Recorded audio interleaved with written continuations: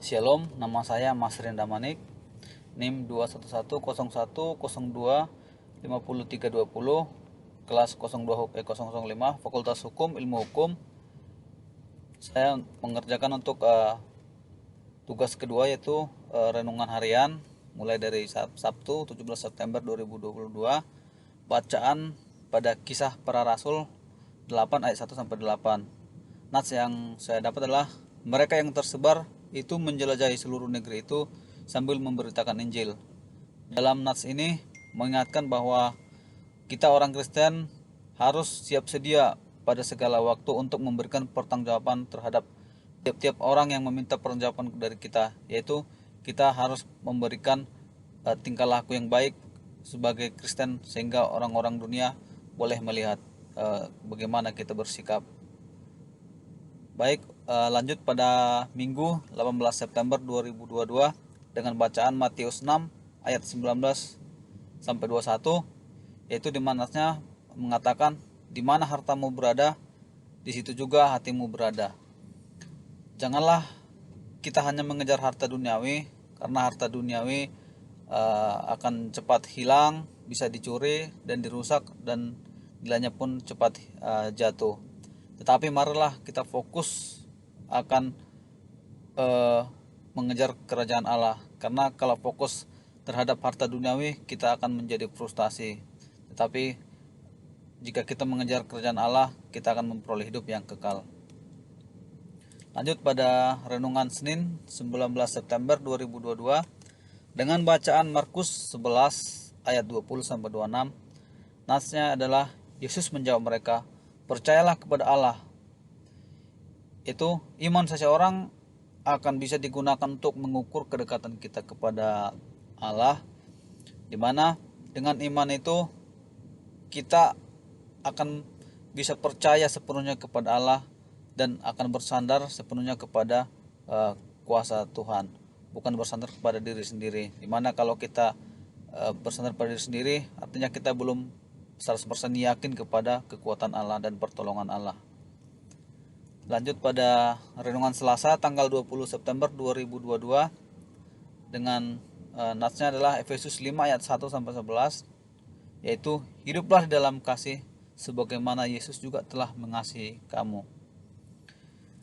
Secara tidak langsung, sikap dan tingkah laku kita akan menggambarkan bagaimana kita Kristen. Hidup kita sebagai mana yang kita perbuat di dunia ini akan menggambarkan kita apakah kita Kristen yang sejati atau tidak.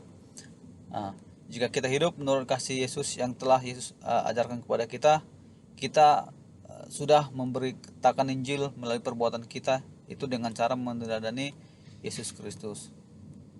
Lanjut pada renungan Rabu 21 September 2022 dengan bacaan Lukas 23 ayat 32 sampai 38 dengan nasa yang berkata, yaitu Yesus berkata, ya Bapa, ampunilah mereka sebab mereka tidak tahu apa yang mereka perbuat.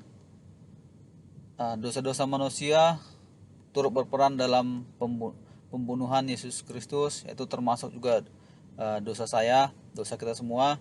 Namun dikarenakan begitu besar kasih Tuhan, akan kemurahan Tuhan, maka Tuhan mengampuni dosa kita dan menghapus dosa kita dan memberikan kita kesempatan kedua, yaitu sehingga kita dapat masih menjalani kehidupan.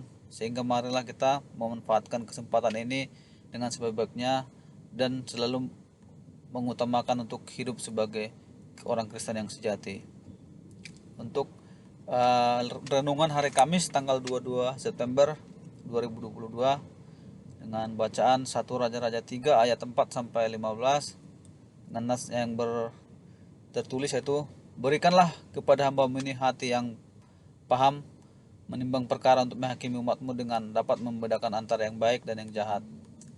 Artinya bahwa kita harus menetapkan tujuan hidup kita untuk dapat mengasihi Yesus Kristus sehingga kita beroleh hikmat-Nya, supaya kita selalu dapat menyenangkan Allah, sehingga di sepanjang hidup kita ini selalu kita berbuat sesuai dengan firman Tuhan. Lanjut pada renungan Jumat tanggal 23 September 2022 dengan bacaan Yohanes 10 ayat 1 sampai 4 dengan nats yang tertulis, domba-domba mendengarkan suaranya, dan ia memanggil domba-dombanya masing-masing menurut namanya dan menuntunnya keluar. Manusia pasti selalu ingin dikenal di dunia ini, tapi yang paling utama adalah bagaimana kita supaya dikenal Allah. Allah selalu mengetahui setiap pikiran kita, apa yang akan kita lakukan, dan Allah selalu mengasihi kita, dan Allah tidak selalu mempermasalahkan apa yang kita hadapi. Sehingga marilah kita selalu mendengarkan firman Tuhan, melakukan firman Tuhan, dan marilah kita selalu berdoa supaya kita tetap berada di jalur yang tepat, yaitu bahwa kita selalu melakukan mendengarkan firman Tuhan, dan kita bisa menjadi orang-orang Kristen yang selalu